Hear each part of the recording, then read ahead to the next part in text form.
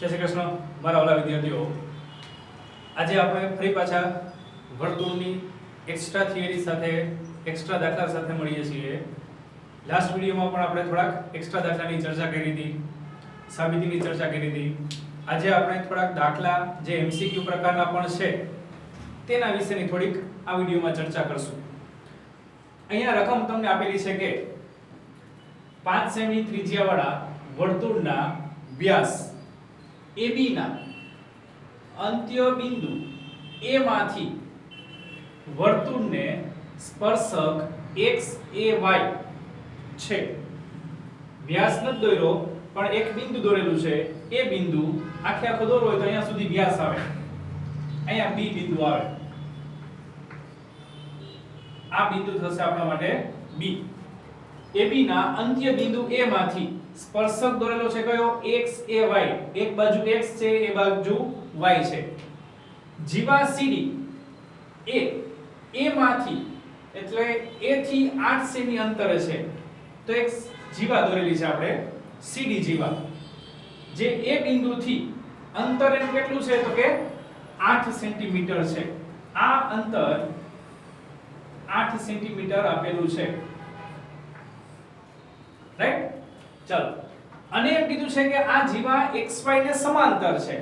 આ જીવા જે છે આ xy ને કેવું છે તો કે સમાંતર છે. જો મિત્રો સમાંતર શબ્દ ન આપેલો હોત ને તો પણ સમાંતર જ દોરવાની. કેમ તો કે અંતર હંમેશા લંબ હોય. અંતર છે એ હંમેશા કેવું હોય? લંબ. હવે આ વ્યાસ છે એનો અર્થ કે કેન્દ્રમાંથી પસાર થયો હશે, એટલે ત્રિજ્યા હોય, ત્રિજ્યા છે લંબ હશે. લંબ લંબ હોય એ પરસ્પર સમાંતર જ હોય. એટલે ધ્યાન રાખવાનું કે અંતર ખાલી આપેલું હોત તો પણ આ xy ને કેવું થાય? સમાંતર છે. તો CD ની લંબાઈ શોધો. એક માર્કમાં આરામથી થઈ શકે એવો દાખલો છે, પણ રીત સાથે કરશું. 5 સેમી ત્રિજ્યા છે, તો અહીંયા ત્રિજ્યા કઈ થશે તો કે આ 5 સેન્ટીમીટર છે. અહીંયાથી આટલો ભાગ, આને આપણે કેન્દ્ર તરીકે O બિંદુ કહીએ તો આ 5 સેન્ટીમીટર છે, બરોબર? તો આટલો ભાગ કેટલો થાય? અહીંયા ધારો કે M બિંદુ લઈ લઈએ તો OM નું માપ કેટલું થશે? અહીંયાથી અહીંયા સુધીનું માપ 8, અહીંયાથી આટલું 5, તો બાકીનું ભાગ કેટલું થાય? 3 સેન્ટીમીટર. 8 માંથી 5 બાદ કરો એટલે 3 સેન્ટીમીટર થશે. એવી રીતના CD ની લંબાઈ શોધવી છે તો એમને એમ નહીં મળે મિત્રો. ખાસ ધ્યાન રાખજો કે આ માપ એમને મળશે નહીં તમને. જો તમારે એક જ માર્કમાં કરવો હોય દાખલો, તો આ એક ત્રિજ્યા લેવી પડે ફરી પાછી. તો આ 5 સેન્ટીમીટર આનું માપ પણ હોય, આ પરસ્પર લંબ હોય જેનું માપ આપણને 3 સેન્ટીમીટર મળી ગયું. 3 4 5 થાય તો 4 દુ 8. આ એક માર્કમાં સરળતાથી તમને ખબર પડી ગઈ. પણ હવે એનું લખાણ લખવું છે આપણે. તો અહીંયા લખાણ લખીએ આપણે કે આકૃતિમાં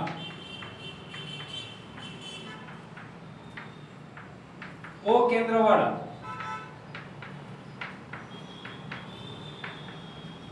વર્તુળ ની ત્રિજ્યા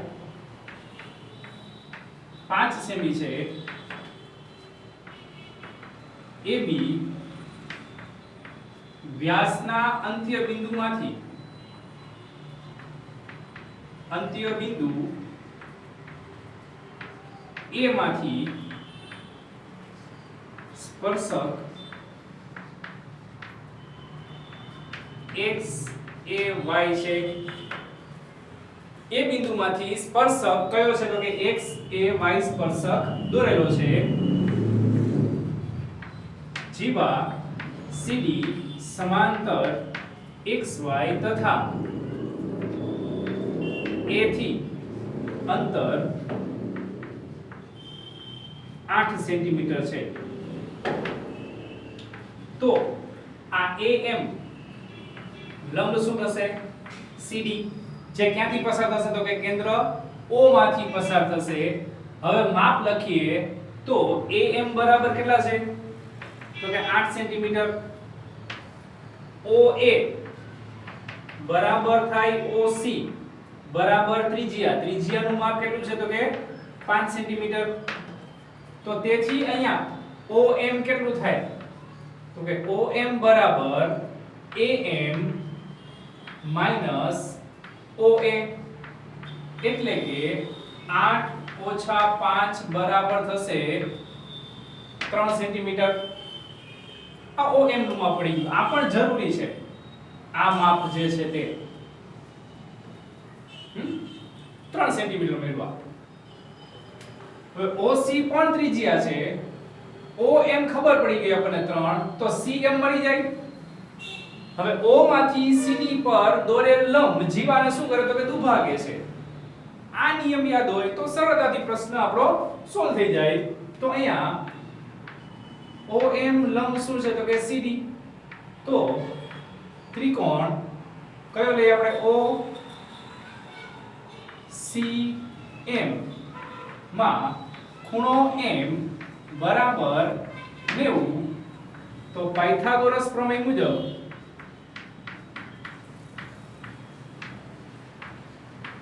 શું આવશે અહીંયા પાયથાગોરસ પ્રમેય મુજબ? તો આવશે અહીંયા cm² પ્લસ OM² બરાબર OC². cm² plus OM². કાટકોણ ત્રિકોણ હોય એટલે પાયથાગોરસ લાગુ પડે. અને પાયથાગોરસનો અર્થ કાટખૂણો સમાવતી બે બાજુના વર્ગનો સરવાળો કર્ણના વર્ગ જેટલો હોય છે. તો આ કાટખૂણો સમાવતી બે બાજુ થઈ ગઈ cm અને OM, એના વર્ગનો સરવાળો બરાબર કર્ણના વર્ગ જેટલો હોય. તો તેથી cm નું માપ અહીંયા આપણે લઈએ શોધવાનું છે વત્તા OM એટલે 3 સેન્ટીમીટર, તો 3 નો વર્ગ બરાબર OC અહીંયા લખેલું છે આપણે r એટલે 5 સેન્ટીમીટર. તો તેથી cm² બરાબર 25 ઓછા 9, 3 નો વર્ગ 9 થાય છે, બીજી બાજુ શું થાય માઈનસ થઈ જશે. એટલે કે cm² બરાબર 16. 16 એટલે શું લખાય તો કે 4 નો વર્ગ. તો તેથી cm બરાબર મળે છે 4. આ માપ જે મળ્યું ઈ જીવાનું માપ નથી, જીવાનું અડધું માપ છે. તો અહીંયા લખાણ લખવું પડે કે m એ CD નું મધ્ય બિંદુ છે. m એ CD નું મધ્ય બિંદુ છે. તો CD બરાબર શું થાય તો કે 2cm. તો એના બરાબર 2/4 એટલે મળશે 8. તો આ કોની લંબાઈ થઈ ગઈ? લખાય વાક્ય કે આમ જીવા CD ની લંબાઈ 8 સેન્ટીમીટર છે.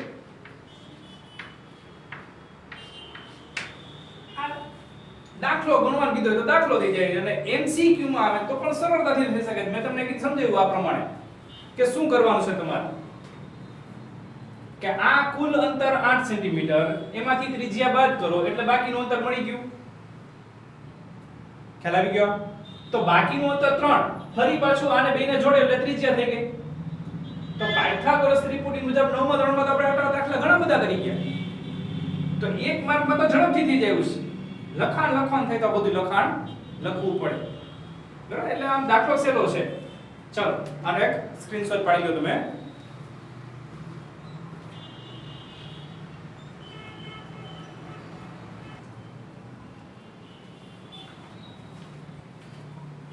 તો એક નવો દાખલો ફરી પાછો લઈએ, જેની રકમ છે 3 સેમી ત્રિજ્યાવાળા વર્તુળને દોરેલા બે સ્પર્શકો વચ્ચેનો ખૂણો 60 અંશ છે. તો દરેક સ્પર્શકની લંબાઈ શોધો.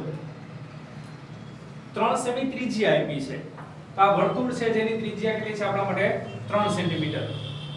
વર્તુળને દોરેલા બે સ્પર્શકો, આ બે સ્પર્શકો દોરેલા છે, એની વચ્ચેના ખૂણાનું માપ એટલે કે આ આખું માપ આપેલું છે આપણને 60 અંશ.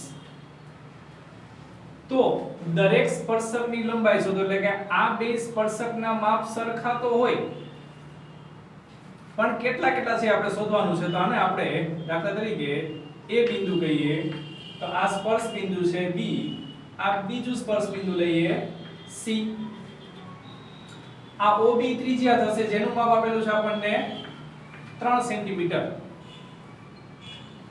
OB લંબ AB હોય, બરાબર. હવે અહીંયા એક સરસ મજાનો નિયમ લાગુ પડશે. આ નિયમ જો યાદ રાખશો તો સરળતાથી દાખલો થઈ જશે. નિયમનું હમણાં તમને કહું છું. તો અહીંયા આપણે થોડું એનું વર્ણન કરી લઈએ કે 3 સેમી ત્રિજ્યાવાળા વર્તુળનું કેન્દ્ર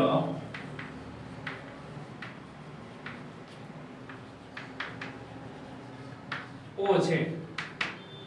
બહારના બિંદુ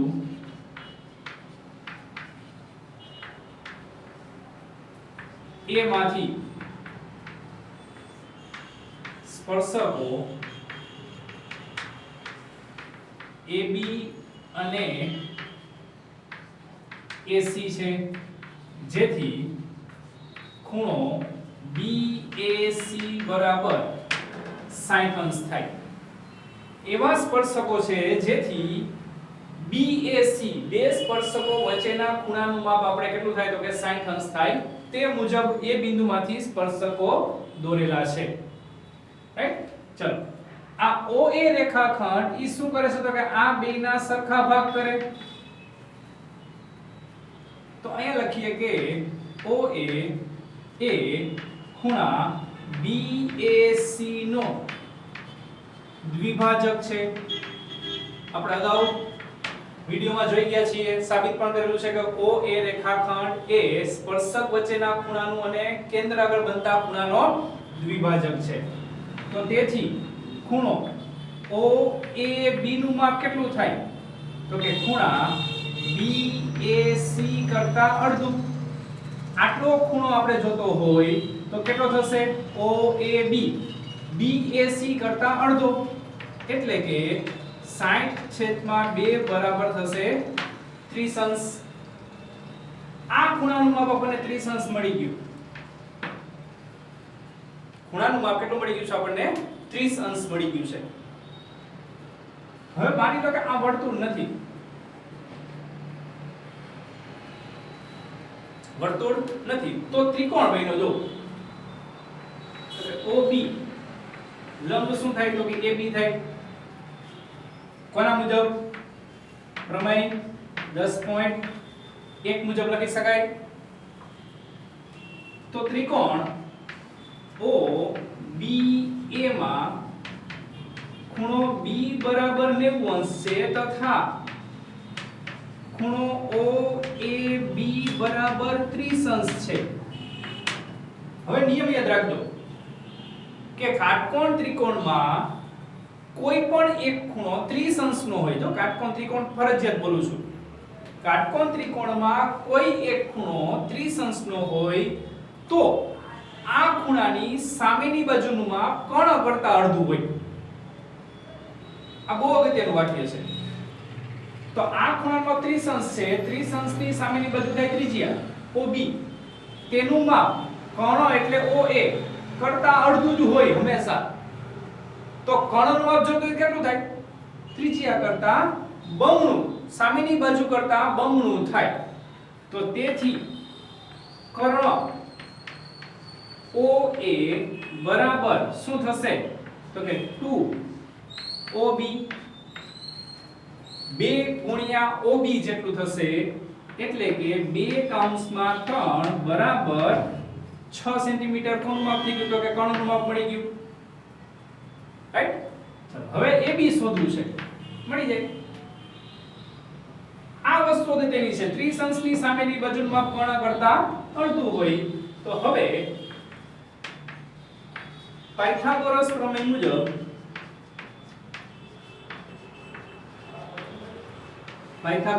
પ્રમેય મુજબ શું આવશે તો કે અહીંયા આવશે OB square plus AB square બરાબર OA સ્ક્વેર. OB નું માપ છે 3 વત્તા AB સ્ક્વેર જે શોધવાનું છે ને બરાબર આ થશે 6 નો વર્ગ. તો તેથી AB સ્ક્વેર બરાબર 6 નો વર્ગ થાય 36 અને 3 નો વર્ગ 9 જે બીજી બાજુ જાય એટલે માઈનસ થઈ જાય. તો 9 માઈનસ થશે બીજી બાજુ. તેથી AB સ્ક્વેર બરાબર મળશે 27. 27 ને લખાય 9 ગુણ્યા 3 9 તેરી 27. શું કામ આ રીતના લખું છું? કારણ કે 27 નું વર્ગમૂળ નીકળતું નથી. તો તેથી AB બરાબર શું આવશે? તો કે 9 નું વર્ગમૂળ 3 અને 3 નું વર્ગમૂળ ન નીકળતું એટલે એમ કેમ લઈએ? તો આટલા સેન્ટીમીટર આપણને મળે છે સ્પર્શકની લંબાઈ. તો આમ સ્પર્શકની લંબાઈ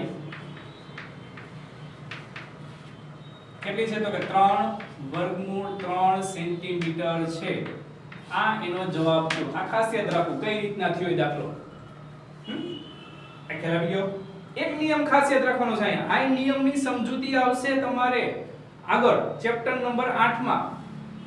જે હું બોલ્યો ઈ કાટકોણ ત્રિકોણમાં ત્રિશંશની સામેની બાજુનું માપ કર્ણ કરતા અડધું હોય છે તેની જે સમજૂતી છે તે 8મા ચેપ્ટરમાં આવશે. પણ આને રિલેટેડ છે એટલે અત્યારે તમને આ રીતે કહું છું. બરાબર? ચાલો આનો સ્ક્રીનશોટ પાડી લ્યો.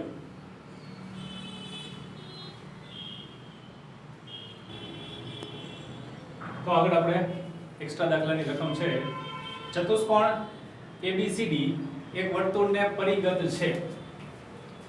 કોઈ એક ચતુષ્કોણ આપેલો છે જે વર્તુળને પરિગત એટલે ઈ વર્તુળ ચતુષ્કોણની ચારે બાજુઓને સ્પર્શતું હોય તેવું છે. AB 6 centimetre, BC 7 centimetre, CD 4 centimetre અને AD શોધવાનું છે. તો એનો અર્થ આ પ્રમાણે છે. આકૃતિમાં માપ મુજબ ન જતા ખાલી માપ અહીંયા લખી દઉં છું તમને કે આ 7 સેન્ટીમીટર કીધું છે, આ 6 સેન્ટીમીટર છે, આ માપ 4 સેન્ટીમીટર છે અને આ શોધવાનું છે. AD શોધવાનું છે. આકૃતિ ખાલી તમને સમજાવવા માટે દોરેલી છે, બાકી જે માપ છે તે મુજબ નથી દોર્યું. બરાબર? અને આકૃતિ દોરતી વખતે ધ્યાન તમારી રાખવાનું પહેલા વર્તુળ દોરવું, પછી ત્રિકોણ કીધો હોય ત્રિકોણ અને ચતુષ્કોણ કીધો હોય ચતુષ્કોણ દોરવાનો, તો તમે સાચી રીતે દોરી શકશો. બરાબર? ચલો જવાબ માટે આપણને એક વસ્તુ ખબર હોવી જોઈએ જે આપણે સાબિતીમાં આવી ગઈ છે કે કોઈ વર્તુળ એ ચતુષ્કોણની ચારે બાજુઓને સ્પર્શતું હોય અથવા તો ચતુષ્કોણ છે એ વર્તુળને પરિગત હોય તો ચતુષ્કોણની સામસામેની બાજુની માપનો સરવાળો સમાન થાય. આ વસ્તુ એક ખબર હોવી જોઈએ. આ નિયમનો ઉપયોગ કરીને તરત MCQ થઈ જાય. તો અહીંયા એ જ વસ્તુ લખવાની છે આપણે. શું આવશે કે ચતુષ્કોણ ABCD એ O કેન્દ્રિત અથવા O કેન્દ્રવાળા વર્તુળને પરિગત છે. O કેન્દ્રવાળા વર્તુળને પરિગત છે. પરિગત એટલે હવે આપણને ખ્યાલ આવી ગયો છે. કોણ પરિગત છે? તો કે ચતુષ્કોણ. કોને? વર્તુળને. O કેન્દ્રવાળા વર્તુળને પરિગત છે. તેથી શું થાય? તો કે સામસામેની બાજુના માપનો સરવાળો સમાન થાય. તો અહીંયા સામસામેની બાજુ કઈ થાય? તો તેથી AB + CD બરાબર BC + AD થાય. આ આપણે સાબિત કરી ગયા છે, એનો ઉપયોગ કરવાનો છે. સાબિતીનો ઉપયોગ આ છે દાખલામાં થાય કે જેટલી સાબિતીઓ આપણે શીખી ગયા છીએ એનો દાખલામાં પણ ઉપયોગ થઈ શકતો હોય એવી સાબિતીઓ આપણે દાખલામાં પણ આવી શકે. તો અહીંયા AB + CD બરાબર BC + AD છે. માપ મૂકી દઈએ બધાયના. AB નું માપ છે 6, CD નું માપ છે 4, BC 7 + AD તો કે શોધવાનું છે. એના પરથી 6 × 4 = 10 - 7 બરાબર શું હશે? તો કે AD. એટલે કે AD નું માપ મળે છે આપણને 3 સેન્ટીમીટર. તો આ MCQ માં જ આવે. આ તો રીત તમને દર્શાવેલી છે, બાકી સરળતાથી થઈ શકે. આ રકમમાં બધું કરી શકો તમે. રાઈટ? તો નિયમ યાદ હોવો જોઈએ કે કોઈ પણ ચતુષ્કોણ છે વર્તુળને પરિઘ હોય તો સામસામેની બાજુના માપનો સરવાળો કેવો થાય છે? સમાન થાય છે. ત્યારબાદ એક્સ્ટ્રા દાખલો છે, જે ત્રિકોણની બાજુઓના માપ તમને આપેલા છે 10 સેન્ટીમીટર, 25 સેન્ટીમીટર અને 24 સેન્ટીમીટર હોય તેના અંતઃવૃત્તની ત્રિજ્યા શોધો. અંતઃવૃત્તની ત્રિજ્યા શોધો. આ બે રીતના થાય મિત્રો દાખલો. પહેલી રીત શબ્દો વાપરું છું. હેરોના સૂત્ર મુજબ તમને જે દાખલો ગણાવેલો હતો એમાં એક સૂત્ર આવ્યું હતું કે ત્રિકોણનું ક્ષેત્રફળ બરાબર 1/2 ગુણ્યા r. r એટલે શું છે? એની અંતઃ ત્રિજ્યા ગુણ્યા પરિમિતિ. તો ત્રિકોણનું ક્ષેત્રફળ બાજુઓના માપ પરથી મળી જાય. ત્રિજ્યા શોધવાની છે અને પરિમિતિ આ ત્રણેય બાજુના માપનો સરવાળો એટલે પરિમિતિ મળી જાય. એટલે કોઈ પણ ત્રિકોણ માટે સૂત્ર છે, પણ એના માટે જરૂરી છે કે ત્રણેય બાજુના માપ જોઈએ. પણ આપણે બીજી રીત જે સહેલી છે એ કરવી છે. બીજી રીતમાં સૌપ્રથમ તમે ડિસાઈડ કરો કે આ ત્રિકોણ કાટકોણ ત્રિકોણ છે કે નહીં. 10, 25 અને 24 જે બાજુના માપ આપેલા છે તે કાટકોણ ત્રિકોણ છે કે નહીં તે આપણે સૌપ્રથમ ડિસાઈડ કરીએ. તો એના માટે શું કરશું? તો કે ધારો કે ત્રિકોણ ABC માં AB નું માપ આપણે 10 સેન્ટીમીટર લઈએ, BC નું માપ 25 સેન્ટીમીટર લઈએ અને AC નું માપ 24 સેન્ટીમીટર લઈએ. આ ત્રણેય બાજુઓના માપ ધારી લઈએ. હવે શું કરવાનું? તો કે બે નાની બાજુના વર્ગનો સરવાળો કરવાનો. તો તેથી બે નાની બાજુ કઈ છે? તો કે AB નું માપ 10 સેન્ટીમીટર છે ને AC નું માપ 24 સેન્ટીમીટર છે. તો અહીંયા લઈએ AB વર્ગ વત્તા AC વર્ગ. તો શું મળે? તો કે AB એટલે 10, 10 નો વર્ગ વત્તા AC એટલે 24, 24 નો વર્ગ. 10 નો વર્ગ થાય 100 અને 24 નો વર્ગ થશે 576. બંનેનો સરવાળો થાય 676. 676 એટલે કોનો વર્ગ છે? તો આપણે થોડી અલગ લઈ લઈએ. 26 સેન્ટીમીટર કરજો. તો આ 26 નો વર્ગ થાય. 25 ની જગ્યાએ 26 રકમમાં કરી દો. 10, 24, 26. 676 કોનો વર્ગ છે? તો કે 26 નો વર્ગ છે. તો 26 કોનું માપ છે? તો કે BC, એટલે કે BC સ્ક્વેર લખાય. તો તેથી અહીંયા શું થયું કે AB square plus AC square બરાબર મેળવ્યું આપણને BC સ્ક્વેર. બે બાજુના વર્ગનો સરવાળો ત્રીજી બાજુના વર્ગ જેટલો થયો. તો પાયથાગોરસના પ્રતિપ્રમેય મુજબ એમ કહી શકાય કે જે સૌથી મોટી બાજુ છે તેની સામેનો ખૂણો કાટખૂણો થાય. તો તે પરથી એમ કહી શકાય કે તેથી ખૂણો કયો? તો કે A બરાબર 90 અંશ છે. તો એનો અર્થ કે ત્રિકોણ ABC શું થઈ ગયો? કાટકોણ ત્રિકોણ. તો તમને એક નોંધ લખાવેલી છે કે જ્યારે કાટકોણ ત્રિકોણના અંતઃવૃત્તની અંતઃ ત્રિજ્યા શોધવી હોય તો એનું સૂત્ર છે કાટખૂણો સમાવતી બાજુનો સરવાળો માઈનસ કર્ણ છેદમાં 2. તો તેથી ત્રિકોણ ABC કાટકોણ ત્રિકોણ હોવાથી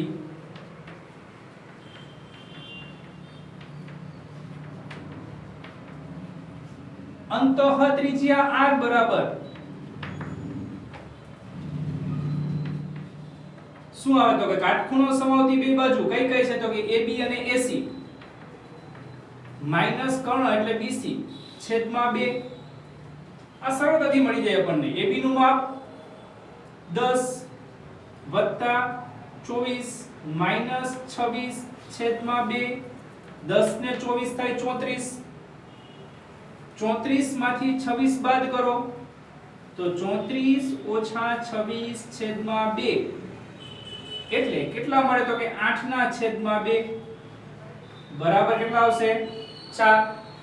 તો તેથી r બરાબર મળે છે આપણને 4 સેન્ટીમીટર. તો આ વસ્તુ સરળતાથી થઈ ગઈ આપણા માટે સાબિત અથવા મળી ગઈ. ઓલામાં તમારે હેરોના સૂત્ર મુજબ આખું ક્ષેત્રફળ શોધવું પડે અને પછી મળે. આ એમને મળી જાય. આમાંય સૂત્ર મૂકી શકો પણ ઓલું સૂત્ર આવી જશે 1/2 ગુણ્યા પાયો ગુણ્યા વેધ. જો કારણ કે કાટકોણ ત્રિકોણ છે. ખ્યાલ આવી ગયો? ચલો આનો તમે એક સ્ક્રીનશોટ પાડી લો કે જેની ત્રિજ્યા આપણને 4 સેન્ટીમીટર મળે છે. ચાલો તો આગળ એક્સ્ટ્રા દાખલો એક છે કે O કેન્દ્રવાળા વર્તુળની બહારના બિંદુ A માંથી વર્તુળને સ્પર્શક B માં સ્પર્શે છે. જો ખૂણો BOA બરાબર 60 હોય તો A 90 એટલે AOA બરાબર 9 સેન્ટીમીટર હોય તો ત્રિજ્યા શોધો.